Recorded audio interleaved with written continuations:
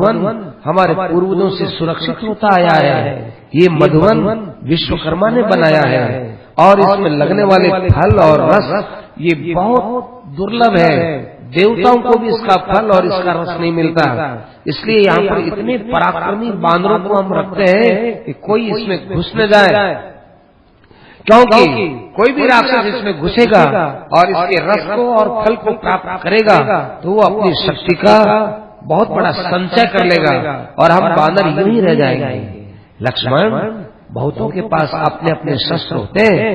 किसी के शस्त्र हाथ में चलाने के होते हैं, किसी के शस्त्र फेंकने के होते हैं, किसी के क्या होते हैं। हमारे बंदरों के पास में ये मधुवन बहुत बड़ा शस्त्र है, क्योंकि इसके फल खा लेने के बाद हमें लड़ने की बड़ी अद्भुत शक्ति आती है।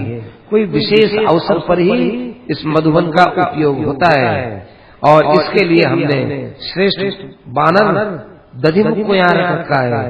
ये दधिमुख बानर शक्ति में मुझसे भी ज्यादा प्रबल है। लक्ष्मण जी, आज इन्होंने मधुवन के नष्ट होने की जो बात कही है उससे मेरा हृदय बड़ा प्रसन्न हो रहा है। और हे लक्ष्मण जी, मैं आपको शुभ समाचार कह रहा हूँ, सीता की खोज हो चुकी है। यदि सीता की खोज नहीं होती तो इस मधुवन के अंदर इन बंदरों का प्रवेश कभी भी संभव नहीं था।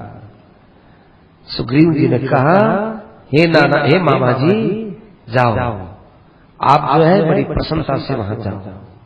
धर्षितम मर्षक जो चाहे कुछ भी करे, चाहे वो खाए पिए कुछ भी करे, उनको छूट है।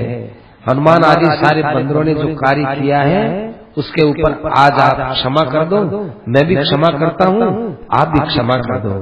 आप वहां जाकर के इन प्रधान हनुमान आदि बांदरों से कहो कि भैया आप तुमको जल्दी बुला रहे हैं और तुम लोग शांति से उनको बोलना कि सीता की प्राप्ति के समाचार को सुनने की राम के, लक्ष्मण के और सुग्रीव के मन में बड़ी जो प्रबल इच्छा हो रही है, तुम लोग जल्दी से जल्दी जाओ। अब वे वहां से रवाना हुए, दधिमुख वगैरह वहां से रवाना हुए और जल्दी ही वे वहां पहुंच गए मधुवन में। मधुवन में जाकर वे जोर से चिल्लाए, ओ बेटा अंगद, ओ हनुमान, ओ जामवंत जी, मैं बड़े प्रेम से बोलता हूँ, मेरे मन में कोई रोष नहीं है। देखो, मेरे बांदरों ने, मेरे रक्षकों ने तुम लोगों का कोई अपमान कर दिया हो तो भाई आप लोग क्षमा करना, और जिसने जितना मधु पी लिया है, मधुरस ले लिया है, और यदि वो तृप्त हो गया है तो आप लोग अब सुग्रीव जी के पास पहुंच जाओ। मैंने आपको रोका, मेरे साथियों ने आपको रोका, ये मेरी मूर्खता थी। तद भगवान क्षमतु मर्रति, आप क्षमा कर देना और इस बात को आप रोष में मत लाना। आपको सुग्रीव जल्दी याद करते हैं, राम जी आपकी प्रतीक्षा करते हैं और लक्ष्मण जी भी वहाँ थे, वो भी आपकी प्रतीक्षा करते हैं। उन्होंने तो यही कहा कि जल्दी से जल्दी यदि बांदर तृप्त हो गए हो तो आप भेज दीजिए। तो आपने जो तृप्त नहीं हुआ वो और कुछ खा लो पी लो, और यदि तृप्त हो गए हो तो आपको जल्दी महाराज सुग्रीव राम लक्ष्मण के पास बुला रहे हैं। अंगद जी ने उस समय में दधिमुख के वचनों को सुनकर के कहा, हो बांदरों, इसका मतलब है कि राम जी को हमारे यहाँ आने के समाचार दधिमुख जी के द्वारा सुग्रीव के पास पहुँचने से पहुँच गया है।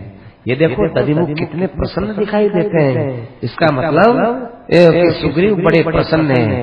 आओ चलो, अपन ने खा लिया पी लिया और अपने जो काम करना था वो कर लिया, अतएव अब अपने को राम जी की तरफ चलना चाहिए। देखो, मैं कोई आपको आज्ञा नहीं दे रहा हूँ, युवराज हूँ फिर भी आज्ञा देना नहीं चाहता हूँ, मैं तो आप लोगों के साथ में एक विचार रख रहा हूँ। अंगद की बात सुनकर के बंदरों ने कहा कि वाह वाह अंगद जी, ये खूब हुई, आप हमारे युवराज हो, हमारे सेनापति हो, और आप इतनी सरलता की बात क्यों कहते हो? यहाँ हम लोगों को आप आदेश दीजिए। आदेशात्मक बात से सेना के अंदर एक बिजली की तरह से बात फैलती है और वहाँ वो बात का पालन बहुत जल्दी होता है। इतने सरल हैं आप, सब कुछ होते हुए भी कितनी सरलता की बात करते हैं। अंगद ने कहा अच्छा चलो अपने लोग आकाश से उड़ते हुए चलते हैं। अब सब बंदर वहां से खाए पिए तो थे ही, खूब आराम से आकाश में उड़ते हुए चले और सब बंदर किलकारियां मारते मारते जा रहे थे। उनके नाद हो रहे थे। उनके शब्दों को सुग्रीव ने सुना और शोक संतप्त श्री राम से कहा, महाराज राम आपकी जय हो, सीता की खोज हो चुकी है। आप अपने मन के अंदर धैर्य धारण कीजिए और देखिए कि अंगद कितने हर्ष से किलकारी मार रहे हैं। ये देखो बहुत जल्दी मेरी ओर आ रहे हैं। युवराज महाबाहु अंगद, ये देखो सेना में सबसे आगे उड़ते हुए आ रहे हैं। ये देखो इनके पास में हनुमान जी हैं। ये देखो इनके पास में नाल नील आदि सारे बानर आ रहे हैं। ये देखो इनके चेहरे पर कितनी प्रसन्नता है। ये मधुवन का रस पी करके आए हैं। हे महाराज, कौशल्या ने आपको जन्म देकर बड़ा गौरव प्राप्त किया है। सीता की खोज हो चुकी है, इसमें कोई संदेह नहीं है। हनुमान ने आपकी आज्ञा का पालन किया, इसमें कोई संदेह नहीं है। हनुमान इस कार्य को करेगा ही। हनुमान के अंदर सिद्धि न हो ऐसा हमने कभी सोचा ही नहीं है। हनुमान का व्यवसाय कभी व्यर्थ नहीं होता है। हनुमान का इस प्रकार से उधर जाना हमारे लिए कितना लाभप्रद हुआ है। जामवंत जैसा नेता हो, अंगद जैसा सेनापति हो, हनुमान जैसा परम वीर जिनके साथ हो, तो फिर उस कार्य के अंदर कहाँ संदेह होता है।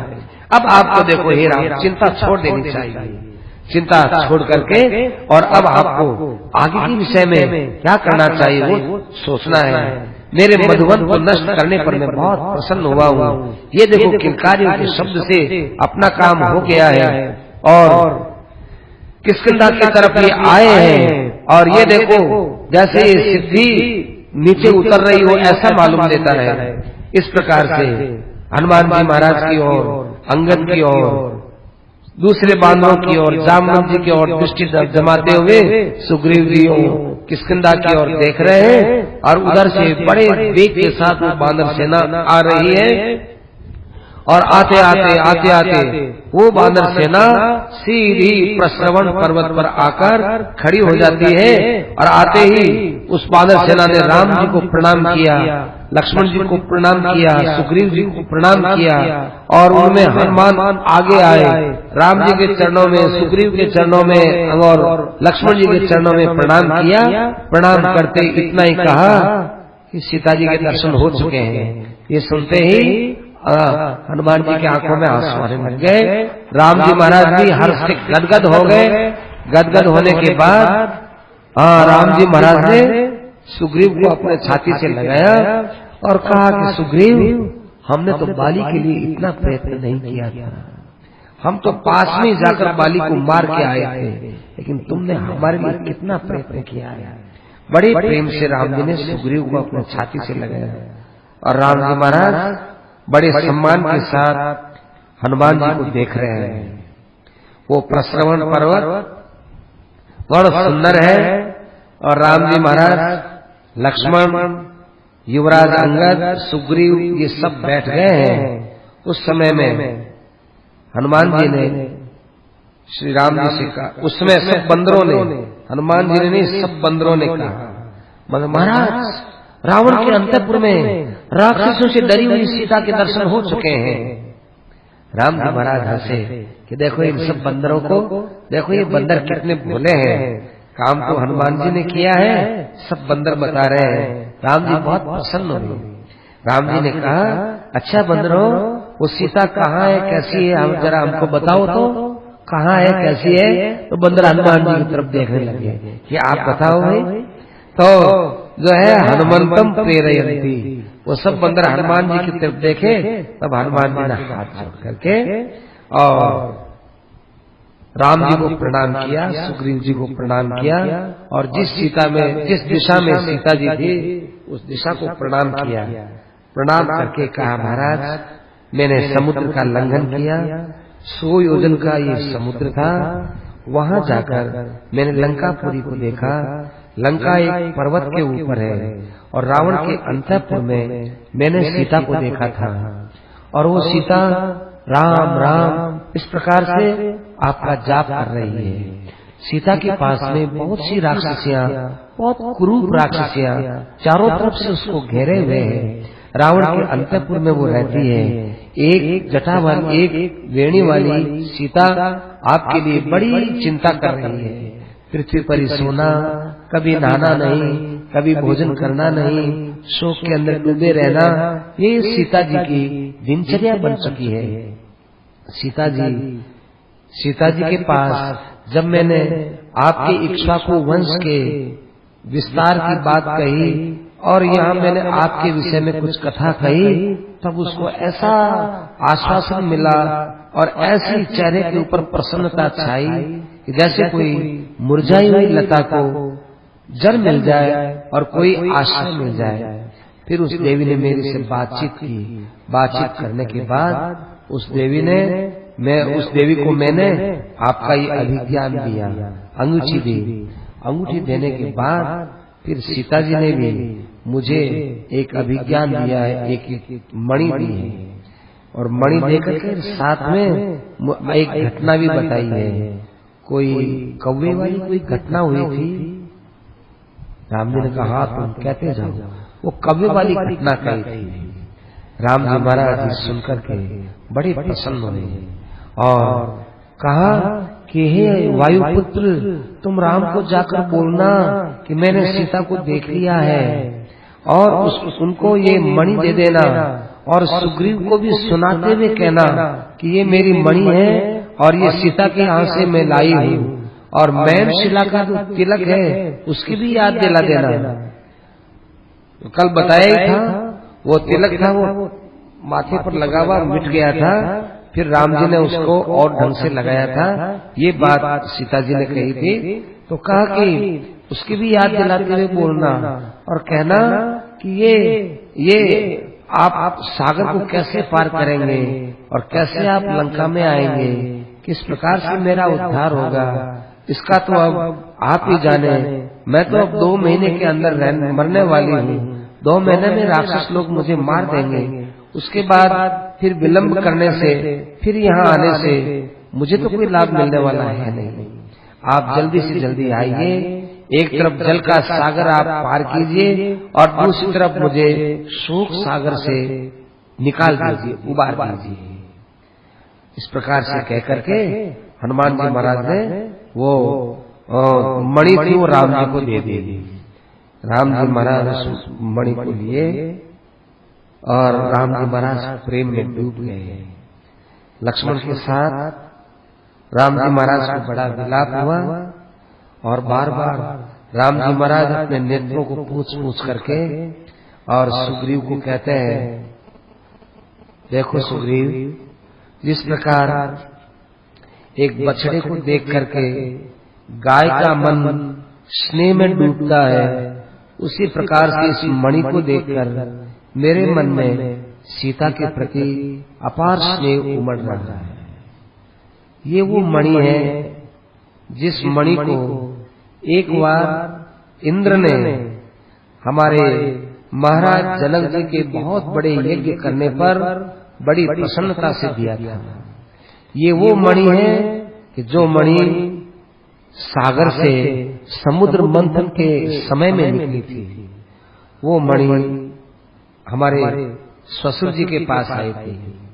हमारे ससुर जी ने विवाह के समय में ये मणि सीता को दी थी और सीता को ये मणि हमारे सामने उनकी माँ ने उनके सिर के ऊपर स्थापित किया था और इसके स्थापित करने के बाद मैंने सीता से कहा था कि हे सीते, इस मणि के द्वारा तुम्हारी बड़ी निराली शोभा हुई है, इसलिए इस मणि को देखकर मुझे मेरे विवाह की याद आई है। देखो लक्ष्मण, ये वही मणि है ना, तुम भी तो वही थे।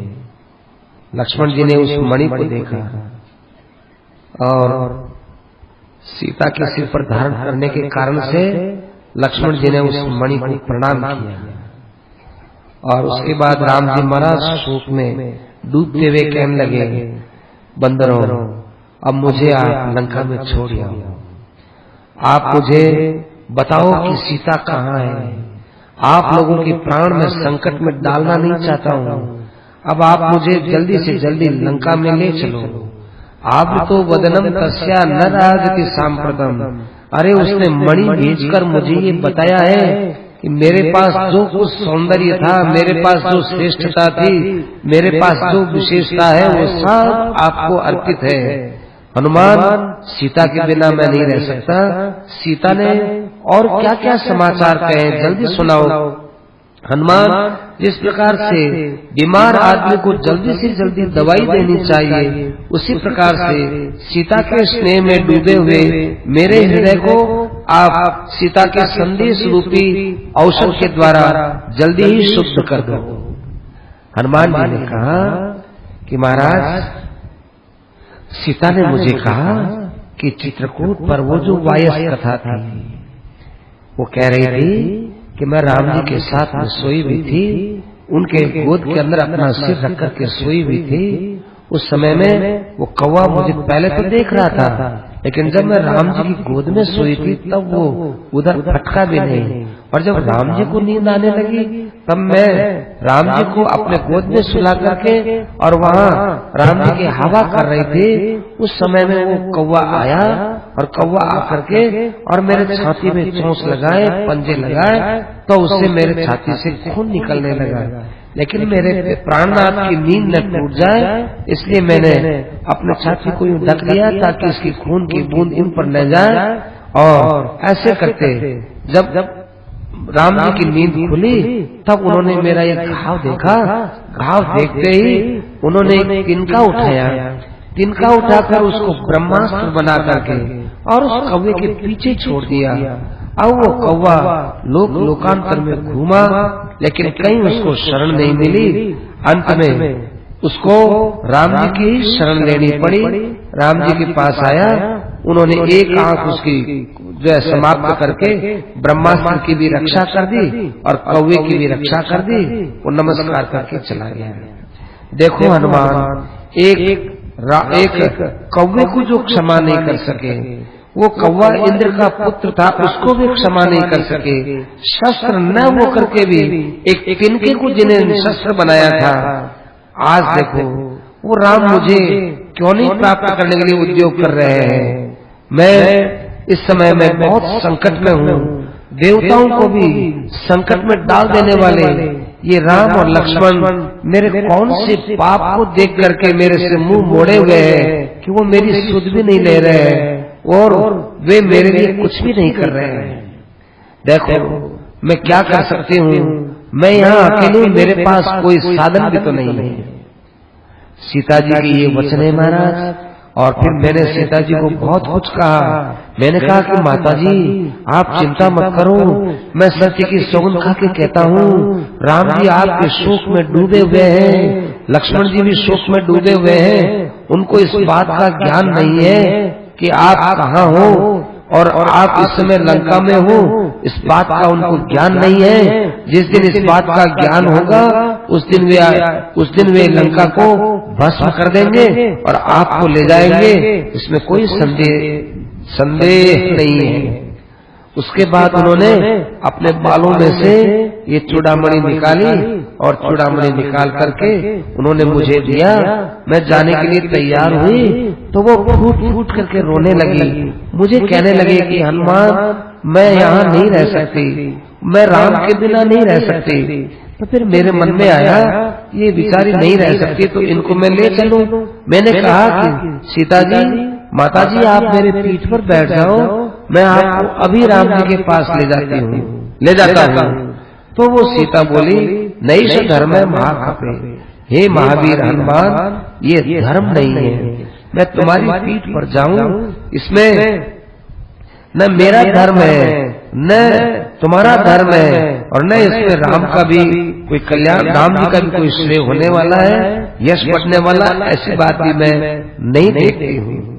हे वानर श्रेष्ठ जाओ, तुम तो केवल इतना ही कहो कि आप लोग जल्दी जाओ और आप लोग जल्दी आओ और मुझे इस शोक सागर से दूर करो।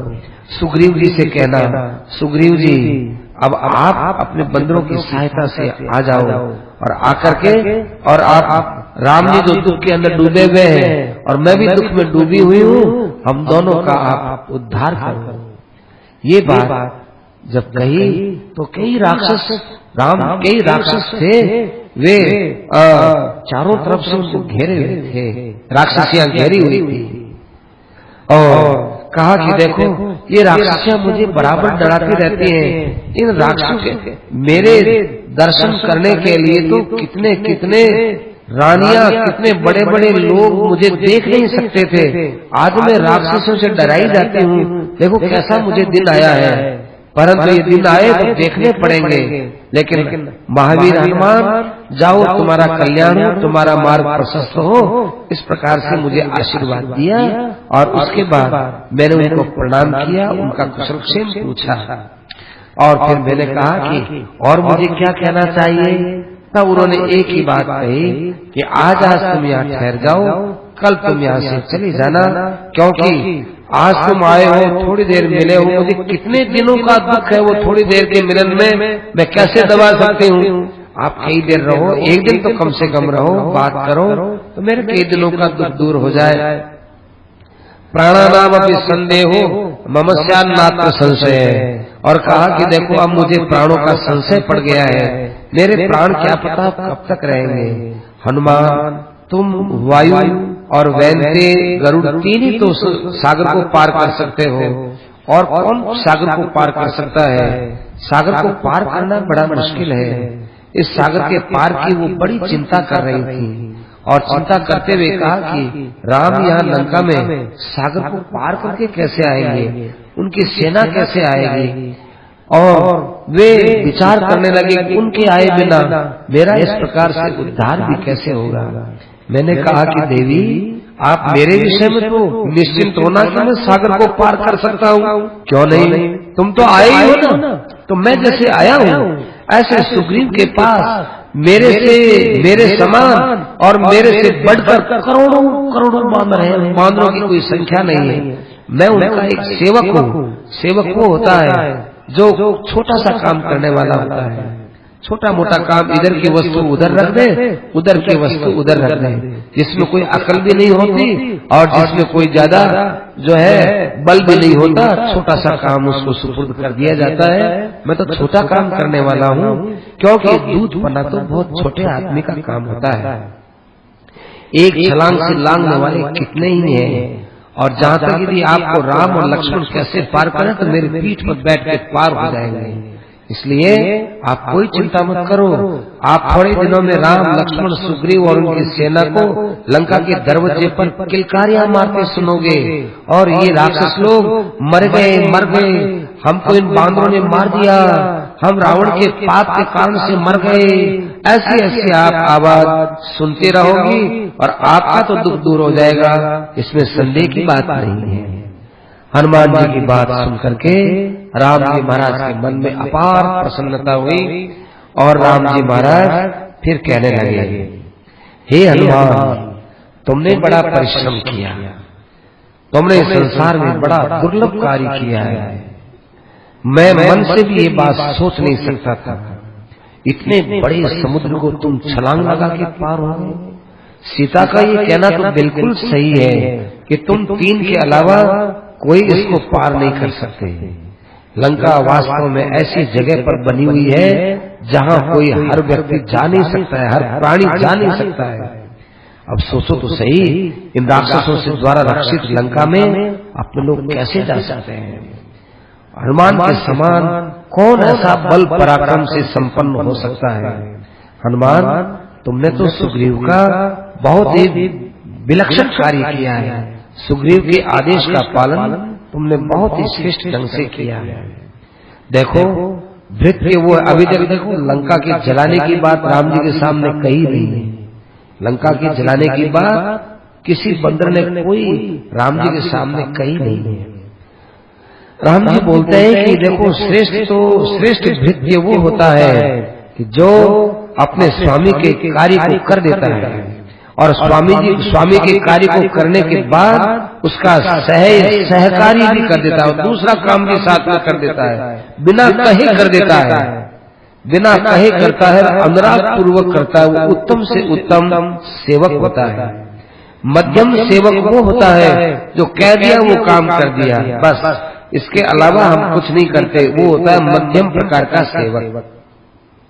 और अधम वो होता है कि राजा ने कह दिया लेकिन फिर भी प्रमाद से नहीं किया, आलस से नहीं किया, नहीं किया तो नहीं किया। अरे क्यों नहीं किया कि नहीं किया। ऐसे अधम व्यक्ति होते हैं। हनुमान ने तो भाई जिस काम के लिए कहा था वो काम भी कर दिया और सुग्रीव का काम भी पूरा कर दिया, हमको भी बड़ा प्रसन्न किया। मेरा रघुवंश, मेरा लक्ष्मण और मेरी सीता, इन सब की आज रक्षा हो चुकी है। हे बांधव सुनो, मैं कितना शोकाकुल हूँ। मेरा मन कितना सीता के शोक में डूबा हुआ है, मैं कह नहीं सकता हूँ। न कुर्मी सदृशम प्रियम यदि यहाँ से प्रियाख्यातुर न कुर्मी सदृशम प्रियम। जैसा प्रिय कार्य आज मुझे सुनाया गया है, इसके बदले में मैं कोई भी प्रिय कार्य आपके लिए कर नहीं सकता हूँ, मेरा सामर्थ्य नहीं है। आहो, संसार में प्रेम का सबसे बड़ा स्वरूप है तो वो मिलना है, आलिंगन है। आओ हनुमान आओ, मैं तुम्हें अपने छाती से मिलाता हूँ, इससे बढ़कर मेरे पास देने के लिए कुछ भी साधन नहीं है। आओ हनुमान। राम जी महाराज टप टप आंसू लिए हुए हनुमान जी को अपने छाती से लगाए और राम जी महाराज के आंसू के लिए। उसके बाद राम जी ने सब बंदरों के बीच में सुग्रीव आदि सबको कहा कि भाई अब ये बात है, सागर को कैसे पार करेंगे। ये समुद्र तो बड़ा दुष्पार है, इसका पार करना बड़ा मुश्किल है। सारे बांदर अपने लोग कैसे चलेंगे, इसके विषय में आप लोग क्या सोचते हैं। राम जी महाराज जब इस प्रकार शोक में डूब गए, हनुमान जी की तरफ देखा और फिर राम जी चुपचाप बैठ गए, ध्यान मग्न हो गए। इस शोक में डूबे हुए राम जी को अब शोक को दूर करने के लिए सुग्रीव जी ने उनको कहा, हे महाराज आपकी ये राम कथा कहाँ तक पहुंच चुकी है। आज तक आपके कौन से काम में रुकावट आई है। आप जैसे परमवीर सामान्य पुरुषों के समान हतोत्साहित कैसे हो रहे हैं। आप संताप को दूर कीजिए। जिस प्रकार से एक कृतज्ञ आदमी सौहार्द को भूल जाता है, उसी प्रकार से आप जैसा श्रेष्ठ महापुरुष, वो महापुरुष शोक को भी भूल देना चाहिए। क्या उदाहरण दिया है। कृतज्ञ है इव सौहृदम। कृतज्ञ व्यक्ति उपकार को भूल जाता है। ऐसे आप जैसा मनस्वी पुरुष, वो मनस्वी पुरुष शोक को भूल जाओ। भूलना है तो इनका उदाहरण दिया है। कोई आदमी किसी को उपकार करे और उसको याद भी दिलावे ना कृतज्ञ को, क्या इतनी बढ़कर बात करते हो, तुम जब संकट में थे तो हमने तुम्हारी कितनी सहायता की, अरे की होगी तो की होगी तुमने, और याद दिलाने पर भी वो उसको स्वीकार नहीं करता। ऐसे ही कृतज्ञ पुरुष जैसे उपकार को, सौहार्द को भूलता है, ऐसे आप शोक को भूल जाइए। आपके लिए अब संताप करने की कोई जरूरत नहीं है, क्योंकि हमको शत्रु की जगह मिल गई है। इतने दिन तक तो हमारे लिए बड़ा भारी भूमंडल पूरा का पूरा संदेह में था कि रावण कहाँ है, सीता कहाँ है। अब अपना एक जगह केंद्र बिंदु बन गया है। और हे महाराज, आप बड़े पंडित हो, शास्त्र जानने वाले हो, मतिमान हो, आप हमारी सेना में सब कुछ आप हो। आप इस शोक को पार हो जाओ, और शोक को पार हो जाएंगे तो समुद्र का लंघन तो बहुत छोटा काम है। लंका के ऊपर युद्ध करना बहुत छोटा काम है, लेकिन शोक को पार करना बड़ा मुश्किल काम है। निरुत्साही व्यक्ति के लिए, शोकाकुल में पड़े रहने वाले के लिए बिना होते हुए भी आफत आती रहती है। देखो, शोकाकुल आदमी तरह तरह की आफत की बात सोचता है। अब ऐसा हो जाएगा, अब ऐसा हो जाएगा, अब ऐसा हो जाएगा। कुछ नहीं होता, इतना होता नहीं है, पर वो सोचता ही रहता है। तो महाराज, जिसके मन में शोक रहता है, वो शोकाकुल व्यक्ति कितना ही दुख उसमें आता ही रहता है। और जो उत्साही व्यक्ति होता है उसको कोई कहे कि वो कष्ट है, काय का कष्ट है, कुछ नहीं है, ऐसे करके वो कितनी आफत को वही समाप्त कर देता है। इमे शूरा समर्था, ये बानर बड़े समर्थ श्रेष्ठ हैं। आपका प्रिय कार्य करने के लिए ये आग में भी कूद सकते हैं, आपके लिए क्या नहीं कर सकते, आपके लिए प्राण भी न्यौछावर कर देते हैं। और मेरे अंदर बड़ा हर्ष पैदा हो रहा है, इस हर्ष से मेरे अंदर ये बात दृढ़ होती जा रही है कि सीता को हम ले आएंगे, रावण मारा जाएगा, अंतिम विजय आपकी होगी। आपने कहा कि समुद्र को कैसे पार करें, तो एक युक्ति समझ में आ रही है, समुद्र के ऊपर एक पुल बना दिया जाए। उस पुल के बन जाने से तो हमारा छोटे से छोटा सैनिक आराम से वहां पहुंच जाएगा, लंका में पहुंच जाएगा। राक्षस राज रावण भी आश्चर्य करेगा कि आज तक किसी ने पुल नहीं बनाया और ये पुल बना दिया इन्होंने।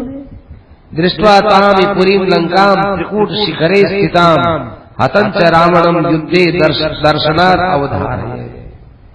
और दूसरा कोई हमको उपाय दिखता नहीं है। यदि लंका के वहां तक पुल बन जाएगा तो हम देखते ही लंका के ऊपर टूट पड़ेंगे और उस युद्ध के अंदर रावण को हम मार देंगे बिना सेतु बनाए हुए।